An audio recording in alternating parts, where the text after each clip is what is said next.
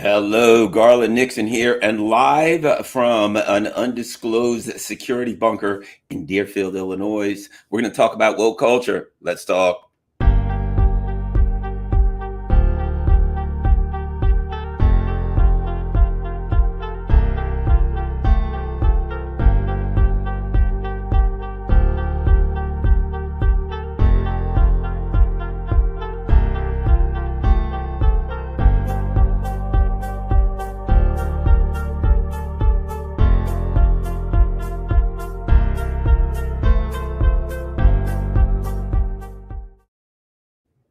Hello there, friends and neighbors. Garland Nixon here, and I'm at an undisclosed location. Okay, I'm going to disclose it. I'm in Deerfield, Illinois, right outside of Chicago. I'm going to give a talk at Caleb Maupin's event today. And the first thing I want to do is come on and chat with you guys. Why? Because I haven't been on. I wasn't on last night, and I've got this need. I've got this need to talk, and I really enjoy it. And so let's go. And I'm sure plenty of people are busy, but over the course of time, people are concerned with the issue of woke culture. Woke culture. And what is it? So for those of you, some of these concepts and issues and things that I'm going to say, you might have heard before. So at the beginning, okay, if you listen to a lot of my stuff, you heard some of this stuff to start off, but then I'm going to get in depth with it. And I'll start off with the foundation, with the basics of how I see wokeness and what it is. And it has to do with this.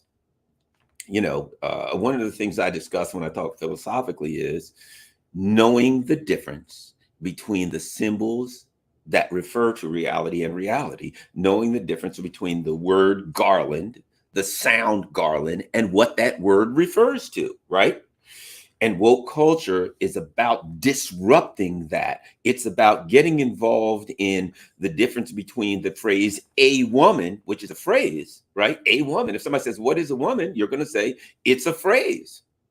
That's all it is. It is a sound, a woman. We could replace that sound with this sound, right?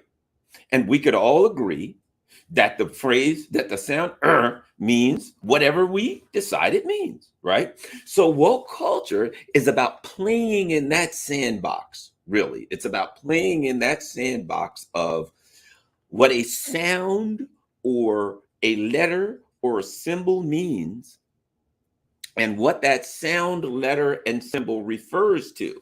That's the kind of sandbox we're playing in, right? That's the game we're playing, pretending that sound, that phrase, that letter, that symbol is in fact what it's referring to when it doesn't. So when you get that kind of foundation, you understand that the game that is woke culture, because that's understanding the game of reality, the game of sound symbols that we have all agreed upon and what those sounds or symbols refer to, right? Now, so that's a foundation. There's another foundation. And that has to do with ideology, right? With ideology, what is left, what is right, what is center, okay? Traditionally, let's get back to this. Let's go back to ideology as we understand it in the Western world, right? As we understand left and right, right? Sitting on the left, sitting on the right. Some of these things, if you listen to me before, you've heard them, but I'm going to hopefully put some of this crap together for my purposes because I enjoy talking about it. Traditionally, we say left, we say right. What do we mean? We have the woke culture, the neoliberal culture has bastardized left and right. Traditionally, it was really simple. It came from the French Parliament hundreds of years ago. And what did it mean? It meant if you literally sat on the right side of Parliament, literally sat on the right side of the room, the right side of the room were the people who supported the monarchy, supported the status quo, supported the feudal system. The people who literally sat on the left side of the room, right, were for change, to support the working class, the commoners, you know what I mean? And they pushed back against the noble class and against the status quo. That was traditional. So that's where this left-right metaphor comes from today, because it's nothing but a metaphor. You sit on the left, you sit on the right. You're a lefty, you're a righty.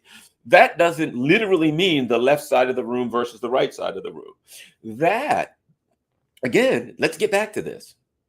the word, the term, whether you write it out or say it, left, the word or the term right, knowing the difference between that term, that metaphor, that original metaphor of sitting on the left or saying left, and what the term left refers to now and what the term right refers to now. Okay. One more thing I'll get to. There's three things I'm going to get to when I talk about woke.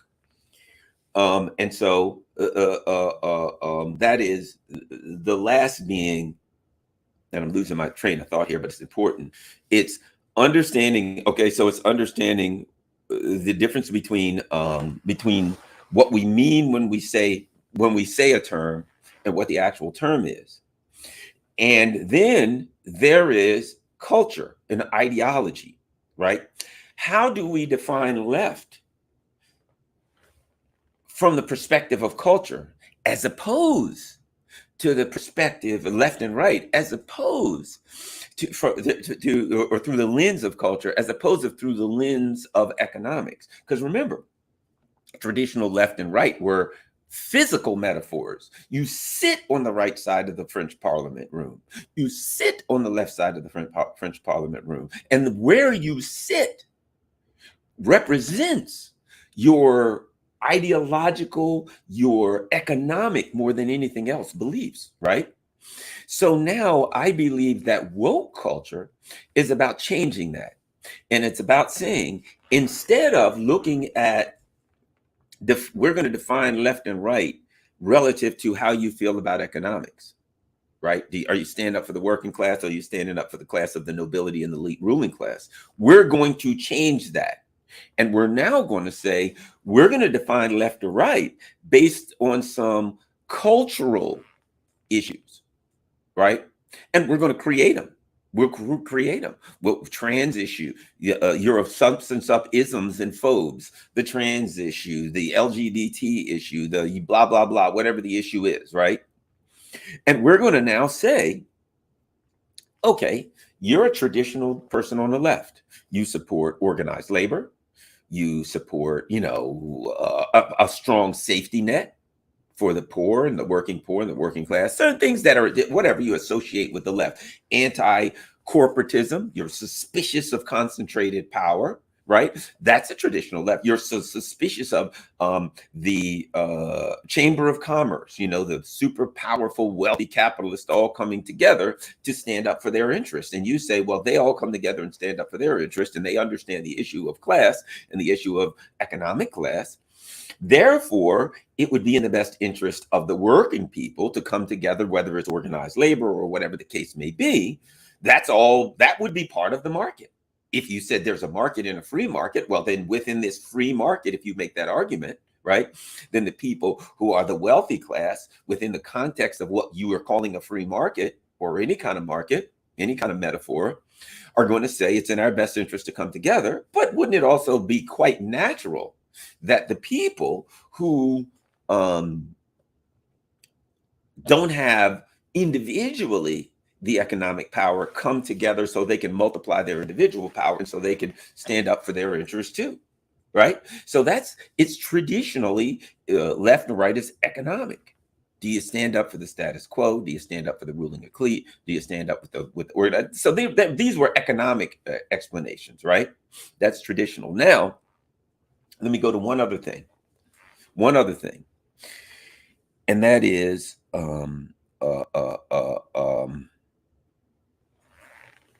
the issue of, how can I put this?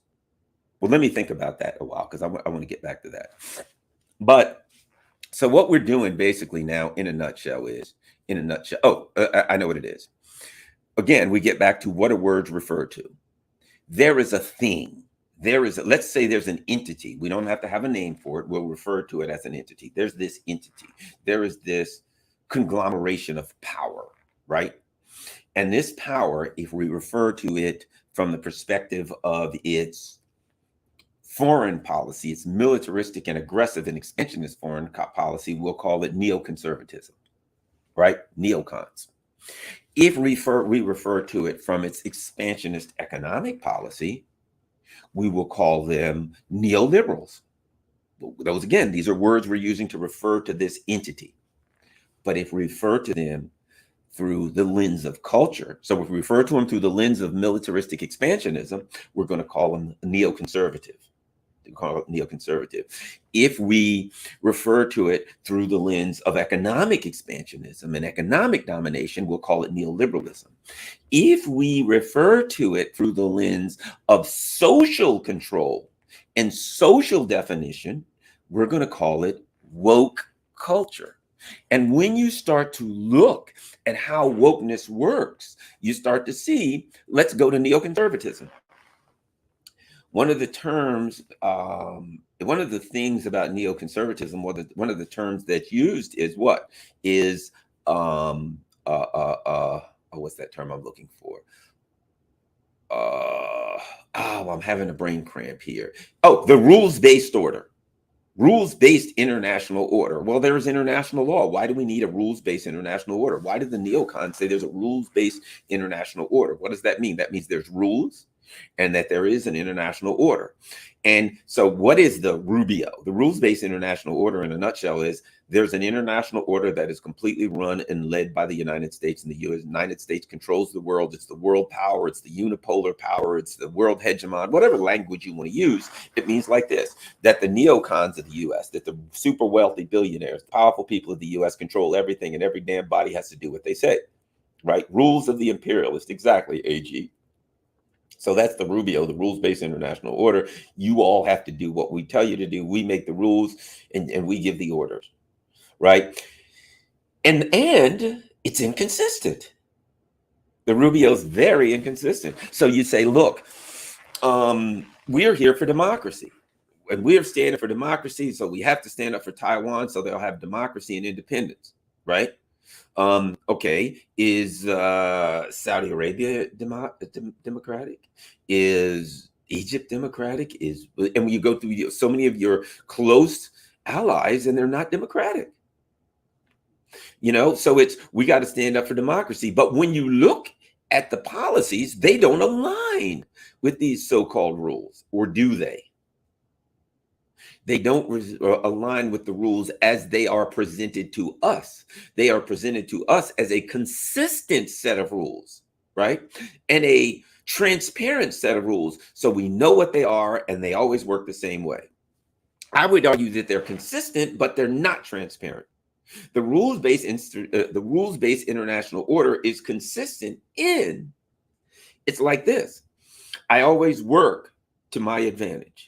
No matter what I have to do, I work to make sure I get the advantage. I work to make sure I stay in control of things. That is the consistency. So it appears inconsistent when I say we're in favor of democracy, but all of my allies over here are not democratic. We're in favor of human rights, yet I'm blowing up countries and doing all kinds of terrible things. I'm supporting what the Israelis are doing to the Palestinians. I'm supporting all kinds of things around the world. I'm supporting Nazis in Ukraine. I'm supporting all kinds of groups and doing all kinds of things that's in opposition to my argument about human rights. But yet I claim I'm for human rights. Is there a consistency set there? Absolutely. No matter what happens, I work and do things and take positions that benefit the outcome that I desire. So it appears to be inconsistent. It appears to be inconsistent based on the verbalization that I give you, based on what I tell you I'm trying to do, based on the exoteric argument, right? The cover story that I give you. I'm doing it because I want democracy. I'm doing it because I want this. I'm doing it because I want human rights. In other words, I paint it as I'm doing this because I'm a good guy and I want good things. In reality, it's narcissistic. I'm doing it because I want things to come out my way and I don't give a damn what. And I'll lie and cheat and steal and rearrange the rules just so I can get what I want. Now, you say, well, what's all that have to do with woke? Okay, let's turn all the way back around to woke culture and see what it is. Me Too movement. The Me Too movement was, we got to look out for women, stand up for women, believe women. It's very inconsistent. Believe women. It's illogical to say that when someone says something, they're a woman. A woman said X, we've got to believe her. Well, if a woman walks up to me and says, Garland, you're an alien, we got to believe women. We cannot possibly question that. We cannot use critical thinking. It's anti-intellectualism. It's an opposition to critical thinking. Critical thinking, intellectualism says, science says, if somebody makes an accusation, if somebody makes an assertion, if somebody makes a gives us a theory, right? We must attempt to falsify it. We must look at the theory and evaluate it to figure out whether or not this theory is holds true under various conditions. It may be in a laboratory. Somebody says that if you add this to this, it'll do that. You put it all under a microscope and you add this to this and see what it does. And you do it over and over and see if it's consistent. You must try out this theory to see if it's right or wrong. You just can't say, well, it was said by a woman. So what happens if a male scientist says, if you stress an atom under this circumstance, it'll do this? Then a female says, we got to believe it. Why? Because we believe women. On its face, it's absurd, right? Believe women. But at the time, it wasn't stated. It's like the rules-based order. They didn't say believe women because they wanted you to believe women. They said believe women because at the time they said it, it benefited them to push the Me Too movement, which the Me Too movement was a way to smite their enemies. And when was the Me Too movement exposed? What was the death of the Me Too movement? When it turned into Me Too and except they're blue. Except when they're blue. Now, not completely. Because if you remember, they came out against John Conyers. John Conyers did this or that, whatever the case, right? And John Conyers had to go. Oh, we had pictures with Al Franken. Franken's got to go. But they were sacrificial lambs, and they were maybe both of them a little too far to the left, particularly Conyers. They pushed back against the system a little bit, Conyers a lot, Franken a little bit, so they could be done away with. Now what happened? Tara Reid comes out and she says, hey, Joe Biden grabbed me. Uh-oh, we got a problem, don't we? The assertions that the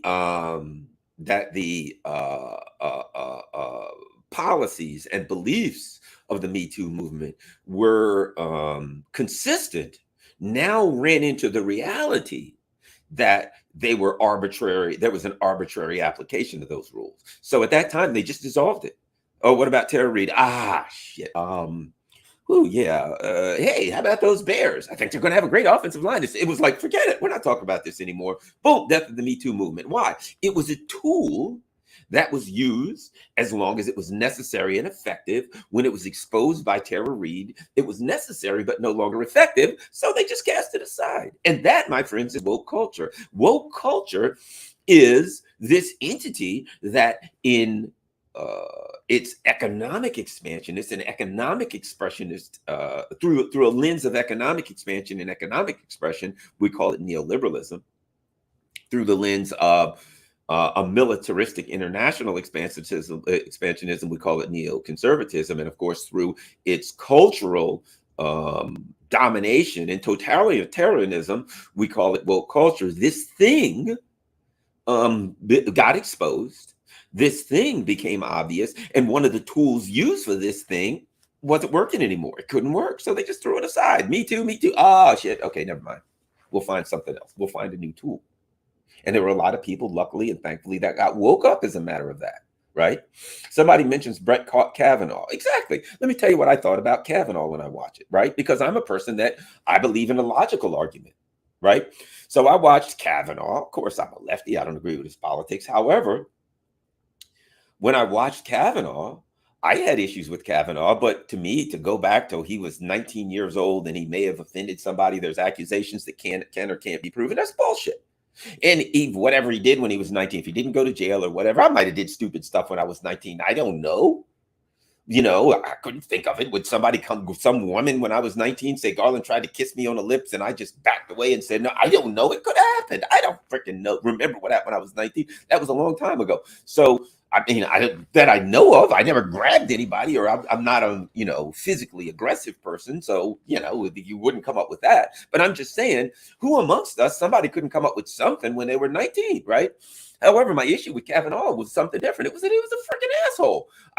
I watched Kavanaugh and I'm like, you're in front of Congress and you're going through these like crying spells. Oh, I like beer. I'm like, this guy's a freaking nut.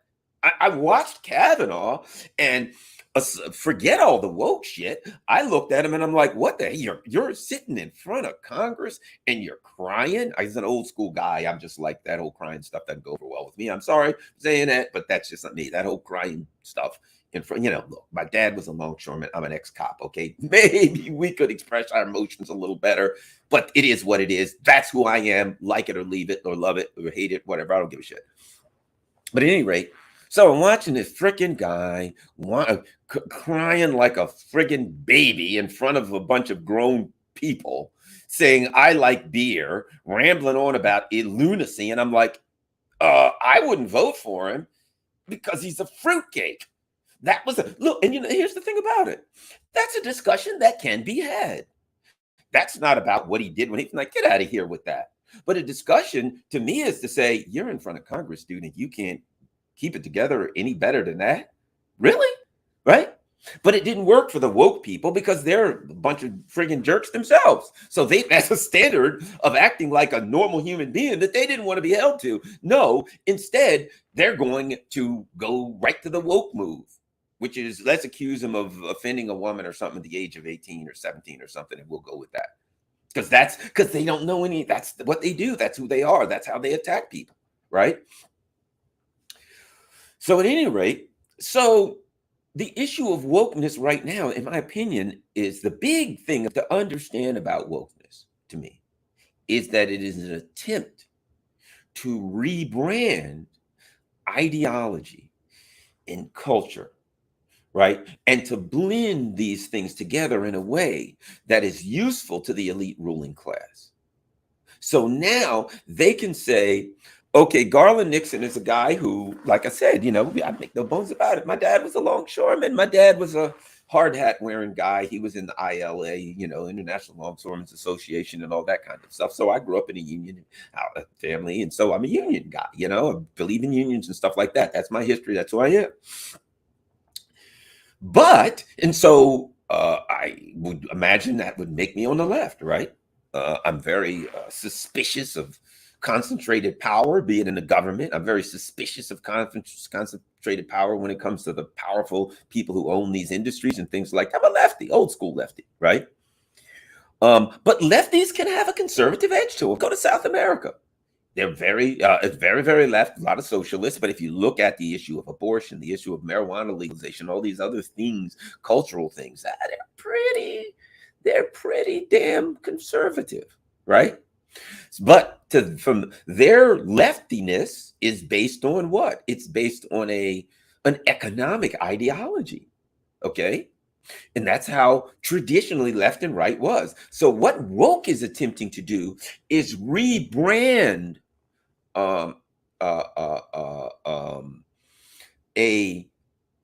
ideology. So now I can say Garland Nixon is opposed to concentrated power. He's suspicious of powerful corporations and billionaires. And I may have a lot in common with people who I ideologically I don't align with, maybe normally they're to the right of me or whatever the case may be. But there's where I am. But he's not a lefty. Why? Because we've rebranded left is you got to be in the right place on the terms such as whether it's COVID policies and mandates, whether it's sex-related things such as the LGBT or the trans issue or how do you redefine a woman, right? So now in all the traditional left things, I can be traditional lefty. But yet, because I'm maybe not down with, really getting into the weeds when it comes to the cultural stuff, you can now say Garland Nixon is a far right winger, but a far right winger who's in favor of traditional economic left-leaning policies, who believes in organized labor and opposes and suspicious of concentrated and focused power and things of that nature. He's a lefty, yes, but we have redefined ideology. It blended it with culture. And so now Garland, regardless of how you feel with traditional economic issues, because you're not down with where very specific rules, oftentimes that are not even logical, a very specific discussion Guess what? You're a far right winger. And now you redefine Garland Nixon, you redefine Jimmy Dore, you redefine Glenn Greenwald, right? You redefine Joe Rogan. They're all far right wingers. Why? Well, but there are people who initially, 2016, when things were different, supported Bernie Sanders. All of the people you're talking about thought Bernie Sanders was good in 2016. Why? At that point, we see some different things about Bernie than we thought now. But at that time, we saw Bernie as the most left-leaning candidate, which he was. So all the people who in 2016 went for the most left-leaning candidate are the far right wingers. Why? Because you have redefined ideology. So that's what we get down to. Woke culture is about redefining ideology and narrowing the areas with which people can agree. Let me give you a name. Viktor Orban. Viktor Orban is a right-wing conservative in Europe. A lot of things I wouldn't agree with Viktor Orban on, right? So I'm sure he's a conservative. I'm not. But I can't look at Viktor Orban and I can't say, well, wait a minute. Viktor Orban is the Hungarian prime minister.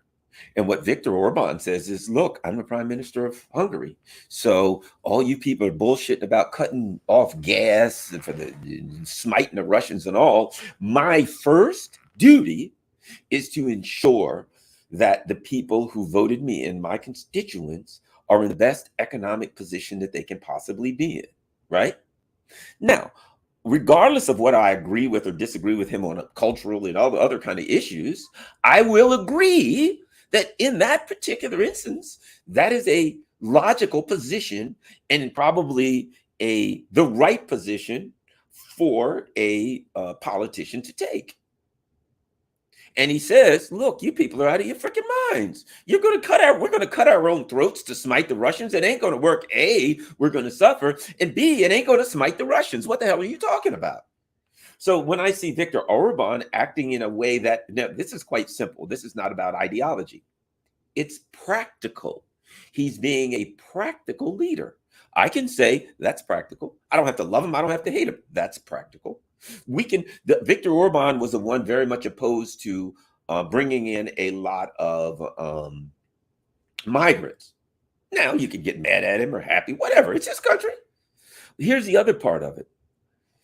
Okay, he says, I don't want migrants. Well, I want to keep Hungary Hungarian. Whatever you think about that, it's their country. They voted him in and he won again in a blowout. Hungarians have a right to do that. Like it or love it, they got a right to do that. Their country.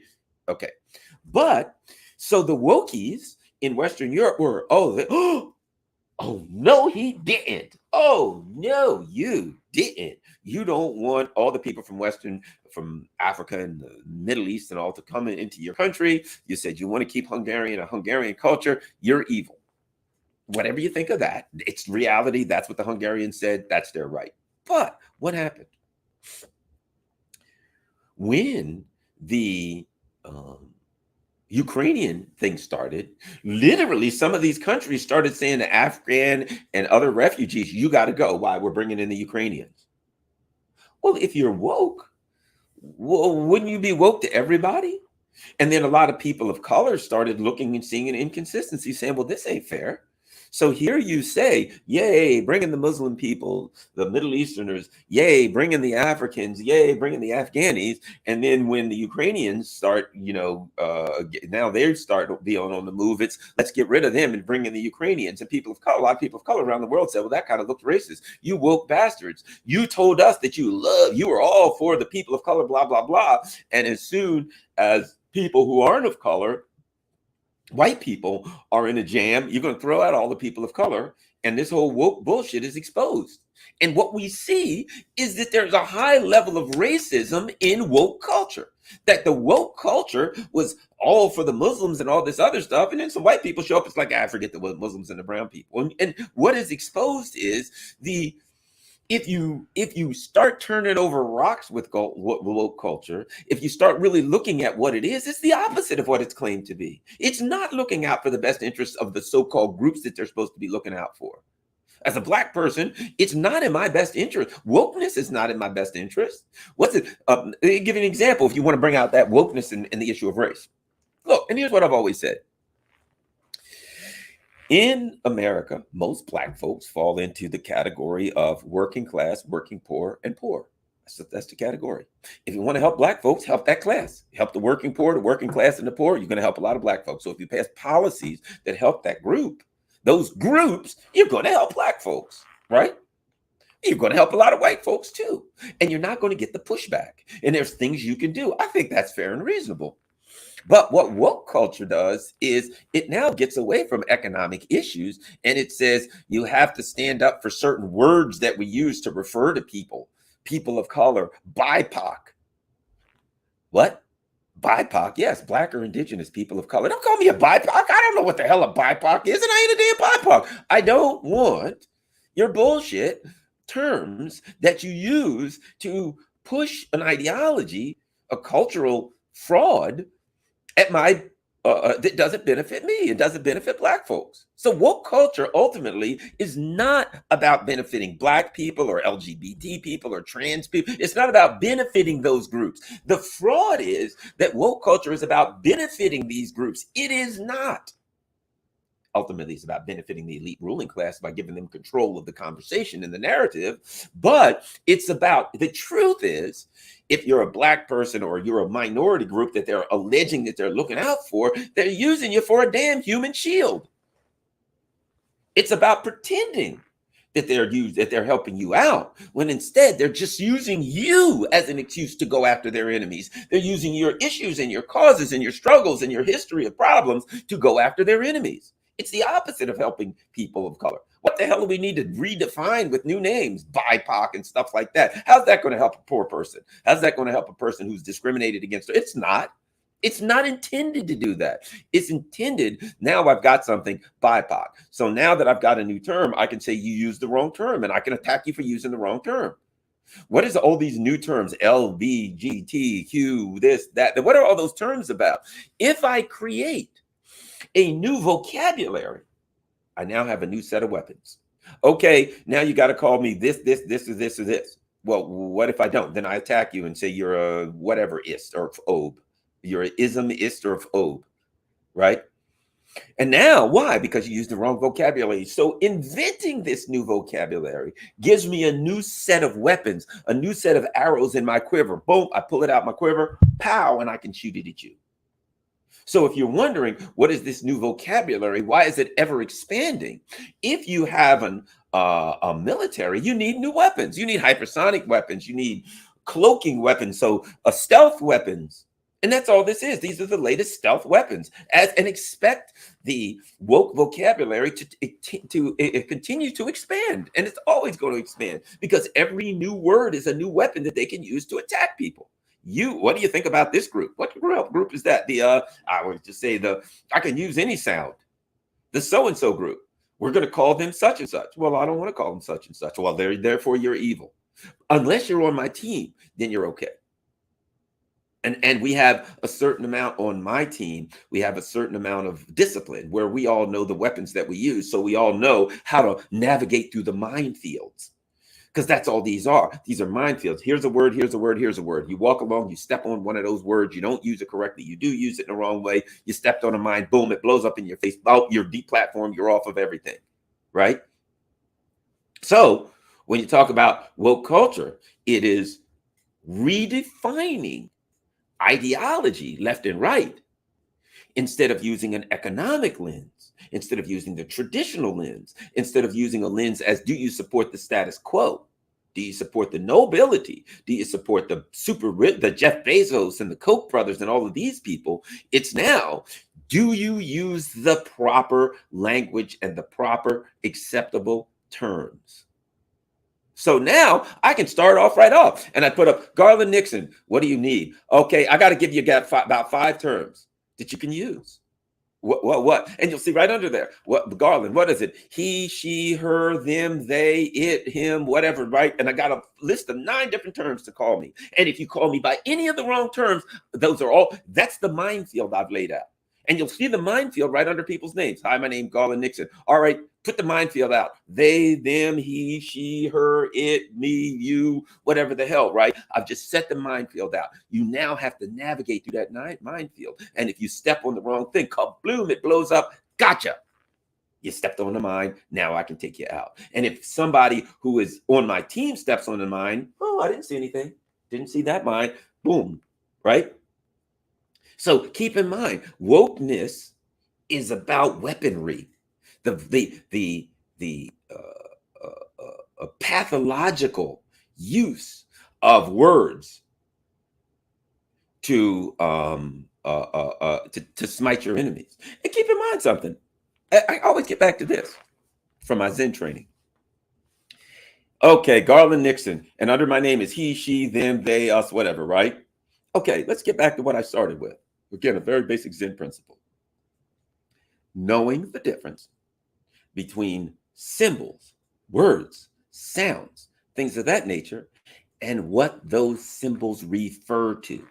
Knowing the difference. So, my name is Garland, but underneath I put he, she, them, they, her, it, whatever, right? You know who Garland is. Whatever term you use to refer to me, you know who Garland is. If we're honest, here's a minefield, and this has been a minefield for years in America. The N word. But keep in mind something. Even that word, if we're just talking about words, even that word inherently means nothing. Words inherently mean nothing. A word doesn't mean anything until it's given context, right? So a word is what? It is a sound. It is a symbol of something. And the question becomes, what does that sound or symbol refer to? We can just as easily say, is nothing but a sound. But we can all tomorrow put in the Webster's dictionary, and that's spelled RNGGH. And that means, and then we put a definition in Webster's dictionary. Merriam-Webster says RNGGH means whatever. But does that really mean that? Depends on who's saying it. For instance, I've heard women together, yeah, I'm a bad bitch. What does that mean? To that woman and her friends who are laughing, that term at that point means I'm a bad chick, I'm a bad girl, I'm a tough one, right?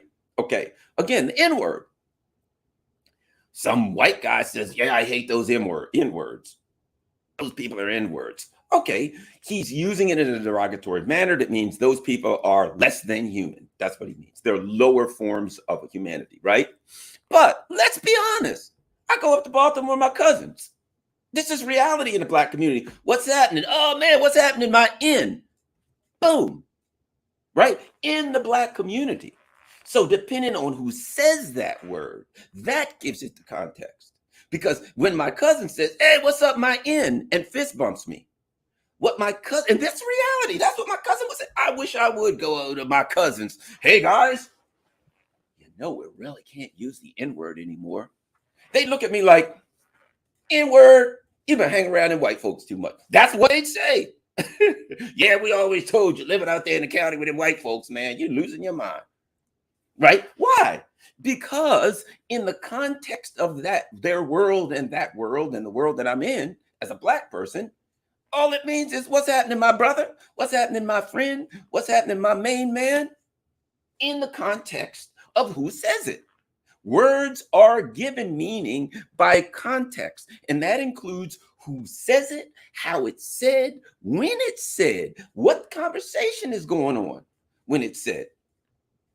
Let's give it another context. Yeah, I think it's terrible when people call people the N-word. You just said the N-word, didn't you? What's a terrible word to use? What's the word? The N-word. You just said that word. But in the context of that conversation, it's, I don't think people should belittle others, and here's the word that people use to belittle others. But there's a context in which my cousin just means what's happening, my brother. What's happening, cousin Garland? What's happening, whatever. Wokeness doesn't take into account the context of words, unless it needs to.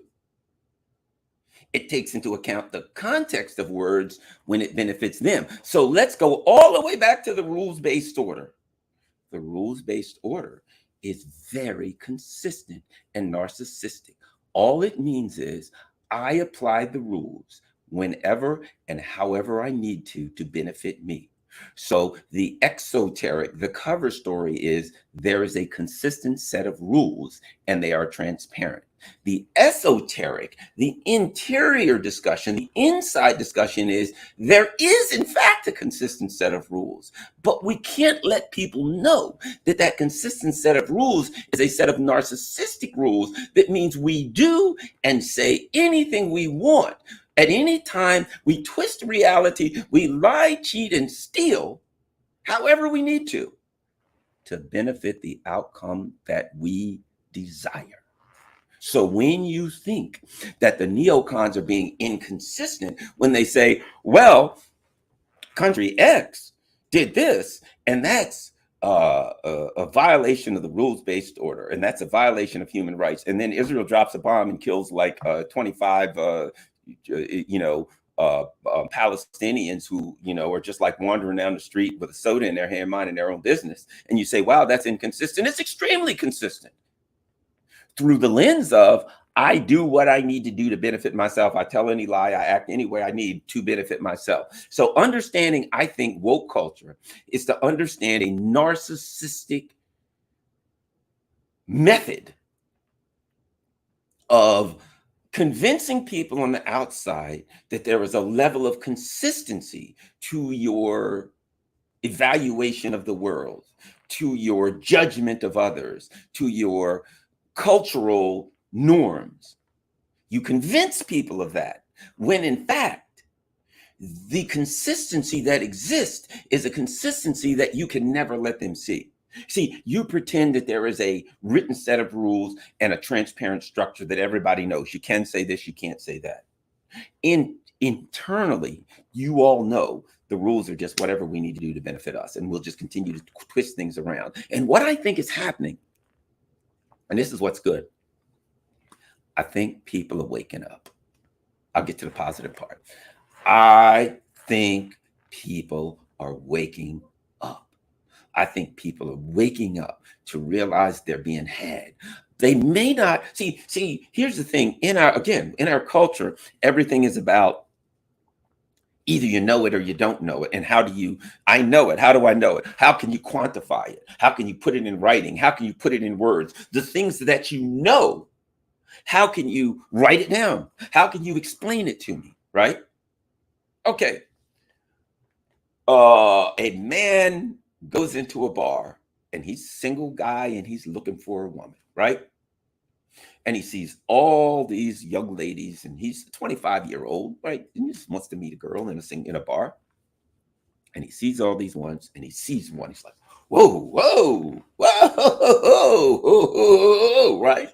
Which is the kind of thing a guy thinks when he's 25 years old. Oh, great, jumping Jiminy's. That woman right there. I want to talk to her. Why? Why? You don't know. There's plenty of girls in the bar and they're all over the place. And some girl smiles at him over there. I mean, he's a decent looking young guy and he's strapped in there feeling good. And she waves and he looks over and he waves at her, but that ain't the one. He sees another one over there and he winks, but that ain't the one. He's good to go. He's got on the clothes that he's planning to go to the bar, a cool t-shirt, maybe a hat of whatever he wants. He's got on his Nationals hat. He's a fan of the Nationals with the curly W, whatever it is, that's him. And he goes over and talks to her. How are you? And she says, oh, I'm fine. And you? And they talk and blah, blah, blah, blah, blah, blah, blah, right? He asks him, what was it about that woman? He don't know. He don't know why. And that's okay. You don't need to know why. You don't have to understand why. What's your favorite dish? I don't know. I don't know, whatever. Let's just say I like spaghetti and meatballs or something. Let's just say, right? What is it about the taste of spaghetti and meatballs that's so great? I don't know. How can I put that into words? I have no symbols to express why it tastes good. But I can tell you I love it. When it comes in front of me, it tastes good. So my point being this, that it's a combination of intuition and the acceptance of reality, that people are waking up saying, whatever this woke bullshit is, I don't know what it is, but it don't seem right. I did a show on one of my KPFK in Los Angeles. I remember doing that show. And the big thing was what's his name? Chappelle, right? So over the weekend, I watched Chappelle's special, and then I came on and I started talking about it Monday, and I'm like, why is it that 80% of the people, if not 90% of the people that I talk to that are condemning Chappelle's show haven't seen it? Hey, it's wrong what he did, and he said this and that about Trump. Really? What'd you think? What'd you think of the entire show? Well, I didn't see it. Isn't that interesting? It was popular to condemn Chappelle's special amongst those who didn't see it. See, again, in woke culture, it's not necessary to see it. A lot of people are like, well, logically speaking, it wouldn't make sense, would it? How could you? And I talked about that.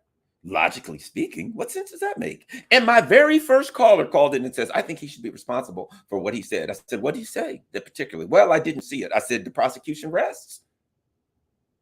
I'm going to do a review movie of the latest movie, Doctor Strange. Did you see it? Oh, of course not. But it was a great movie. Makes no sense. It's illogical. Why? Because wokeness is not about logic. It's the opposite of logic. It's about emotion, right? It's about utilizing emotion to get people afraid. What's an emotion? I'm afraid that if I say the wrong thing, they'll take me out. Therefore, I'm going to go along with the status quo. It's about fear, right? If I'm afraid if I say the wrong thing, I'll do the wrong thing. It's about a need to belong. And that's human emotion, right? I want to be part of this society. I want to be a part of this group. I don't want to be shunned by this group. Historically speaking, if I'm part of this, my little clan out in the woods hunting woolly mammoth, if I get shunned and thrown out of this group, then I'm going to starve to death and die or get eaten by a saber-toothed tiger. I got to be part of the group to survive, right? So it's about getting to your basic fears of being shunned, fears of being thrown out of the group, need to be accepted within the group. So therefore, you don't even understand wokeness, but a lot of people go along with it because they don't want to be not part of the group. They don't want to be shunned. They don't want to be tossed aside. So it works. But as I said, intuition exists. And intuitively, right, more and more people are waking up saying, this doesn't feel right. And let me tell you something. If something doesn't feel right, it's just as good. In fact, I would say it's even better than you being able to articulate the problem. What is it doesn't feel right? I ain't sure. You ever watch these movies and these guys are all in the jungle and it's quiet? And they're like, it's quiet. They got their guns. Like, what is it? One of my favorites, the Arnold Schwarzenegger movie, Predator, right? They're in the weeds. They're in the woods. They're in the jungle. It's quiet. It's too quiet. Something's going down, right? They have an intuition. They're in the jungle. Yeah, and they're moving through the jungle and it's dark and all, but they got an intuition. Something don't feel right. They don't know what. Excuse me, sir. Can you articulate what doesn't feel right? No, fuck no. I've been in the jungle a bunch of times dealing with this stuff. Something ain't right. We're getting ready to get ambushed. Something's getting ready to go down and we don't like it. It's an intuition. People who grew up in tough neighborhoods have that intuition. They're walking down the street and whoa, something ain't right. And they look around and they see a bunch of guys standing over there and they see something over here going down. And they're like, oh, there's a problem here. And they're like, these two gangs might shoot it out. There's some animosity between them. A guy gets out of the car. He goes in the house and he sees three guys on the corner. He goes in the house, right? And I know this from, growing up in Baltimore and going to Baltimore and having cousins, and relatives that may live in difficult, tough neighborhoods, of having worked in instances where I go interview people when I was in law enforcement, different tough neighborhoods, things like this, right? Get out of the car, walk to the car. There's a group of people across the street. Coming out of the house. Now those people are between you and your car. You got to walk by them to get to your car. Not saying they're going to do anything, but that's something you should be concerned with. Are they waiting for me to walk by so they can rob me? I don't know. So the bottom line is this. A person may not understand what their brain is seeing, but something ain't right. And so their intuition, they come out of the house and it's like, whoa, something ain't right. I'm going back in the house. They go back in the house. They watch for an hour. The group dissipates. They go to their car. Might have been nothing, but they had an intuition. Something didn't feel right. That's what's going on with woke culture. A lot of us are waking up saying something doesn't feel right here, right? That's the beginning of a great awakening, of something doesn't feel right. It's understanding. Look. When you see whatever the hell it is, and you see the CEO of Goldman Sachs, and you see Nancy Pelosi, and you see all these other power figures, neoliberal, neoconservative figures, all taking a knee for something, all with a rainbow flag on for something. Oh, you got to understand at that point, something shouldn't feel right. Your spidey senses should start tingling to say, here I have the powerful entities that are oppressing people worldwide, and they're all coming together, and they're all saying, yeah, this is a good position to take. Yeah, we're flowing with this. Your intuition would say everything they do is oppressive to the rest of us. What the hell is Goldman Sachs or Citibank doing to help us out? Look out for the average schmuck. They are extracting wealth from us, right? So when you see them all to come together, you say they've all come together about something. Something don't feel right. That's good enough. It doesn't have to be articulated. Remember, I'll get back to this. You might have heard me say this before, but I got to say this. An English professor is in love with a woman. He writes her a long soliloquies of how much he loves her. Right? He writes poetry. He brings her. He says all the wonderful things. He drops on his knee and he repeats some of the greatest poets of all times about love. He loves her. He really does. And he does it. Some people in a tiny village in the middle of the Amazon that haven't seen humans for 10,000 years. They don't have a system of writing. One of the young warriors sees a young woman and falls in love with her. And he goes out and he gets her a fish and he gives her this fish. This is a very delicious fish. And he has to swim down deep in shark-infested waters to get it. And he gets it to her. And that's in their society. You know, when you do something dangerous for a woman, that shows you. So he goes down, he swims, he fights off the sharks and alligators and everything and anacondas. And he gets her this special fish and he gives it to her. Right? He doesn't have the ability to articulate to her in words the same way that the English professor does. Does he love her any less? What happens if his tongue, he has an infection and his tongue falls out and he can no longer talk? Does he love her any less? He loves her just as much, but he can't put it into words. So it's knowing the difference between words and letters and symbols and what those words and letters and symbols are referring to. And just because you are skilled at using words and letters and symbols does not imply that you have any greater understanding of reality than the person who is skilled. In fact, if you look at the woke crowd, if you look at the neocons, highly educated people, but their education teaches them to utilize the words, the symbols, etc., as a weapon against the rest of us. That's all it's good for. So they don't have oftentimes they're trapped in their understanding of the word because they've been taught only through the lens of these symbols. They've been taught only through the lens of the narrative. So therefore, when they create a narrative, they start to live in that narrative. It's been said, neurotics create castles in the sky. Psychotics live in them. They create the narratives. Russia's losing in Ukraine. And then they live in that narrative. Well, therefore, all we got to do is send them a few more HIMARS to Ukraine and they'll win.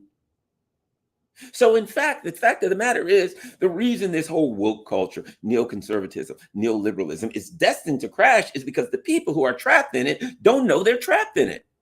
The people who are caught in it believe it's real, and it's not. And intuitively, average schmuck out here is waking up to say, and this is all you need people to say, something don't feel right. You know, I went into the store the other day to get, it was like the Verizon store, whatever the hell, to get something. And I was just talking to the Verizon person. She wasn't into politics, just a woman. It was weird, only two in the store. And she's basically saying to me, yeah, things are screwed up. They ain't looking for us. And then she goes on to say, you know, when COVID first started, I was scared to death. I was so scared. And then after a while, I started raking, and she started articulating some of the same feelings that I have about COVID, right? And I started saying, you know, it's not the same for everybody. There's not the same risk for everybody. It depends. Are you 20 years old and are you 80 years old and morbidly obese? All of these things are different, like every other illness, right? Depending on the physical category you find yourself in, it depends upon the risk, right? And she's articulating this to me, and I'm like, you get it. You got it. You don't have to be a political analyst. You don't have to have researched and have the background that I have to understand it. You understand it just as well as I damn do. I didn't say that to her, but that's what I'm thinking. And that was a positive sign for me. When the average person out here is starting to wake up and say, we're being had, we're being took, hoodwinked, bamboozled, misled, led astray, we're being lied to. That's all it takes. And the machine, the entity is getting desperate. And it's just going to double down on the things it does, but it's falling apart. That's why I say this. All of these people, just as an aside, when it came to China, well, China should have hit back. China should have did this. China should have did that. Well, we can have that discussion. I think China was wise. Let me tell you why. If you see your enemy falling off a cliff, why slow them up? Why does China really need to get into a military confrontation with the U.S.? China's looking at the U.S. and they're saying, one could argue the U.S. looked at the Ukrainian stuff and, okay, we'll stir up a mess with that. And then they looked at it and they saw Russia and hypersonic missiles and all kinds of stuff. And they're like, well, we really don't want to get to a land war with Russia because that might not turn out so well. They kind of know what they're doing. But we have a big military, massive Navy. So we'll go over here. We'll use our Navy to screw with China. Maybe we'll get into a confrontation with them. And China, if you think about it, here's another different perspective. Culturally, ideologically, economically, the U.S. empire is falling apart. Why bail them out? Why get into a fight with them and allow them to now get their people unified? We're in a war. We must all come together. Yay. Risk these lunatics using some kind of nuclear weapons or whatever the case may be. Why do that? I think China is wiser to kind of lay low. Time is on, as what was it the Stones said? Time is on my side. Time's on their side. And within the U.S. empire, I believe, the people who are of like mind, the people, be they left, right, or anything in between. I got friends and I got people online who support me and who are part of this wonderful community, who are libertarians, who are hardcore communists, who are socialists of various degrees, who are conservatives and Republicans, you name it. But they are of like mind. They've had it with this bullshit. They see through the lies. They see through wokeness. They see through neoconservatism. They see through neoliberalism. And they understand the game that's being played here. And they understand who's playing it, and they understand how they're playing it. Well, I'm going to get ready to go. I got some things to do. I got to go over to my main man, Caleb Maupin's event and talk and enjoy that and meet with some people.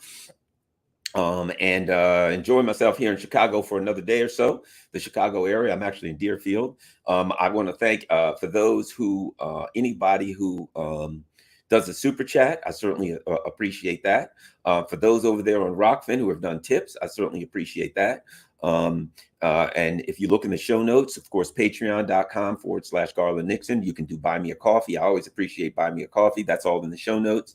Garland Nixon, it says Garland NH. Why did they put an H after Garland in buymeacoffee.com/Garland NH? I don't know what the hell.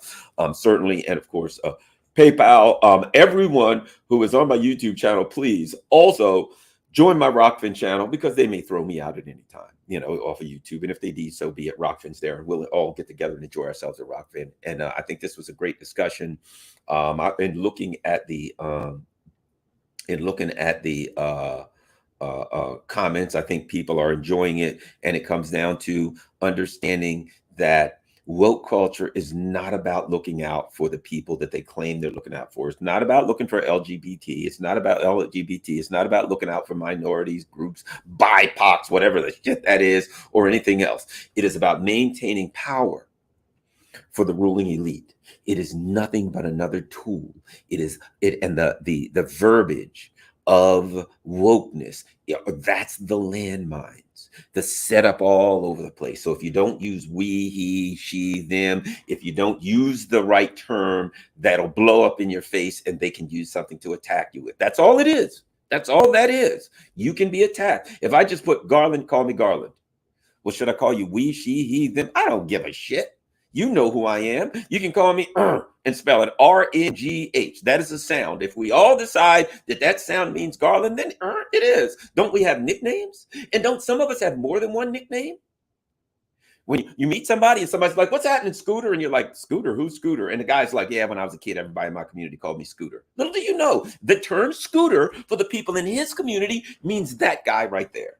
It is a sound. And growing up, when they were all riding bikes and roller skating around and playing in the basketball hoop in the driveway, this kid who now you know is Frederick, as you know as Dr. Frederick Smithers, the kids that grow up with them still call him Scooter. What's happening, Scooter? Hey, Dr. Frederick Smithers, they're calling you Scooter. Well, it's a long story, but when I was a kid, blah, blah, blah. And that guy grew up in my neighborhood. And now I'm Dr. Frederick Smithers.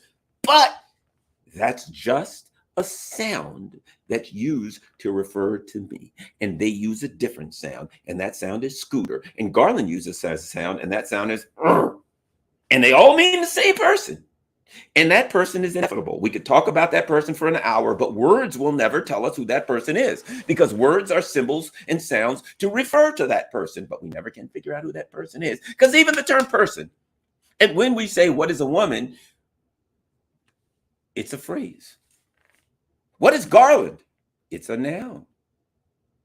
It is a sound. It is a phrase. And when you understand that, wokeness is exposed. When you understand the difference between sounds and symbols and the reality that we attempt to use those sounds and symbols to refer to, and the difference between reality and the sounds and symbols that we use to refer to it, the woke culture dissolves in front of your face. It disappears, it falls apart. And now you can use your instincts and your intuition to walk down the street and you know something's scary. Or you know something ain't scary, or you know you like something that tastes good and you know it doesn't, or you know you think that girl's pretty, and of all of the girls in the bar, that's the one you want to talk to, and everybody else may not think she's pretty, but you do because that's what you like, and that's wonderful, and she is pretty. She's the most beautiful woman in the world because that only refers to you, and she may look at you and you may be homely, and she may say, you know, that Garland guy sure looks good. That guy, he's good looking. And he is, because the words that she's using is a reference for how she views that person. That's all it is. And when you understand that, you're all the way there and wokeness is gone. And you understand that you cannot substitute culture for ideology, that they're different. Culture is Dostoevsky.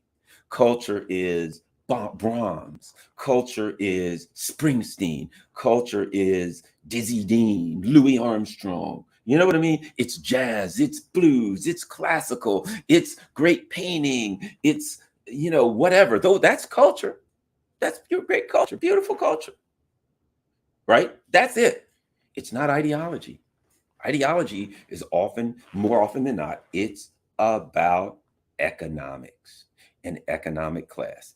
And the rich people understand that and they use it to their advantage. And they're trying to pull you in the wrong direction. So this is but more commonly known as Garland Nixon.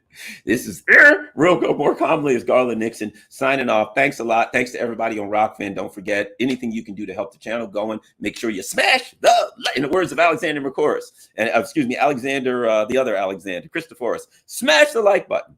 Smash the like button. Become a member on Rockfin. On Rockfin, you can become a member for free and see all my stuff. You can become a subscriber for $9.99 a month. That allows you to see even the premium stuff, which I do premium stuff, and that really helps for those who can subscribe.